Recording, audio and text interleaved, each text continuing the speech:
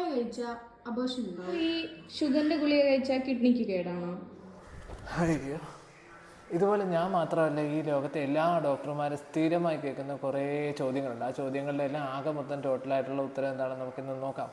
So question number 1 and the most difficult and the most dangerous question: ഗർഭിണിയായിരിക്കുമ്പോൾ papaya കഴിച്ചാൽ abortion സംഭവിക്കുമോ? And the answer is no.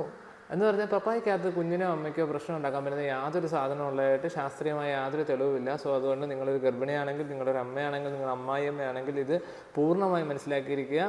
പപ്പായ കുഞ്ഞിനെ യാതൊന്നും ചെയ്യാൻ പോകുന്നില്ല.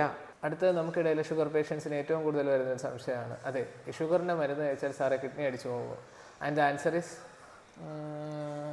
Kind of an yes and no. Okay, let me explain. ഇന്ന് നമ്മുടെ നാട്ടിൽ ലഭിക്കുന്ന പ്രമേഹ മരുന്നുകളിൽ 99% നമ്മുടെ ശരീരത്തിനോ നമ്മുടെ കിഡ്നിക്കോ നമ്മുടെ ലിവറിനോ നമ്മുടെ ആമാശയത്തിനോ യാതൊരു പ്രശ്നവും ഉണ്ടാക്കാത്ത മരുന്നുകളാണ്. പണ്ട്, അതായത് 5-10 വർഷം മുമ്പ് ലഭിച്ചിരുന്ന വളരെ അപൂർവമായ ചില മരുന്നുകൾക്ക് മാത്രമാണ്, അതും ചില രോഗികളിൽ ചില വലിയ അളവിൽ നൽകുമ്പോൾ മാത്രം ഉണ്ടാകുന്ന ഒരു കോംപ്ലിക്കേഷനാണ് നമ്മുടെ കിഡ്നിക്ക് പ്രശ്നം ഉണ്ടാവുക, അഥവാ ക്രോണിക് കിഡ്നി ഡിസീസ് എന്ന് പറയുന്നത്. അത് ഇന്ന് മാർക്കറ്റിൽ ലഭിക്കുന്ന മരുന്നുകളിൽ 99.9% മരുന്നുകൾക്കുമില്ല.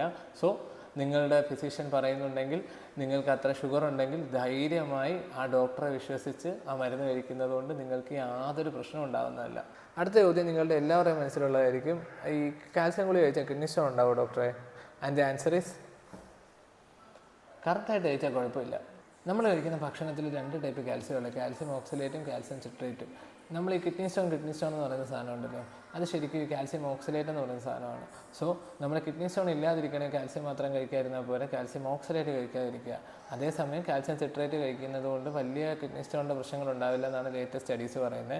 ഇൻഫാക്ട് നമ്മൾ ഈ കിഡ്നി സ്റ്റോൺ ഉള്ള ഒരാളാണെങ്കിൽ പോലും ഈ കിഡ്നി സ്റ്റോൺ ഉണ്ടാകുന്ന കരുതി കാൽസ്യം കഴിക്കാതിരുന്നാൽ എന്താ പറ്റുകയെന്നറിയോ? നമ്മുടെ ബോൺ ഡെൻസിറ്റി, എല്ലിൻ്റെ ഡെൻസിറ്റി കുറഞ്ഞു പോകും. സോ അതുകൊണ്ട് തന്നെ നമുക്ക് ആവശ്യമുള്ള അളവ്, നമ്മുടെ ഡോക്ടർ പറയുന്നതിനനുസരിച്ചുള്ള അളവ് കാൽസ്യം നമ്മുടെ ശരീരത്തിലില്ല എങ്കിൽ അതിന് കാൽസ്യം സപ്ലിമെൻറ്റ്സ് എടുക്കുന്നത് തന്നെയാണ് ഏറ്റവും നല്ലത്. പിന്നെ ഈ തക്കാളി കഴിച്ചാൽ കിഡ്നി സ്റ്റോൺ ഉണ്ടാവും, അതേപോലെ ഈ ഉറുമ്പിനെ തിന്നു കഴിഞ്ഞാൽ കാഴ്ചശക്തി കിട്ടും, പിന്നെന്താണ് വെരിക്കോസ് വെയിന് അട്ട വെച്ച് ഘടിപ്പിച്ചാൽ മാറും, ഇതുപോലത്തെ സംശയങ്ങളുടെ ഒന്നും ഉത്തരങ്ങൾ ഞാൻ അതിൽ ഇൻക്ലൂഡ് ചെയ്യുന്നില്ല. കാരണം അത്യാവശ്യം കോമൺ സെൻസും കുറച്ച് ചിന്താശേഷിയുള്ള എല്ലാവർക്കും ഇതിൻ്റെയൊക്കെ ഉത്തരം തനിയെ ഗസ് ചെയ്യാവുന്നേ ഉള്ളൂ.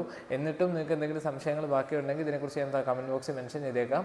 ഇതേപോലത്തെ എന്തെങ്കിലും സംശയങ്ങൾ നിങ്ങൾക്കുണ്ടെങ്കിൽ അത് എന്ത് സംശയമാണെങ്കിലും താഴെ കമൻറ്റ് ബോക്സിൽ കമൻറ്റ് ചെയ്യുക.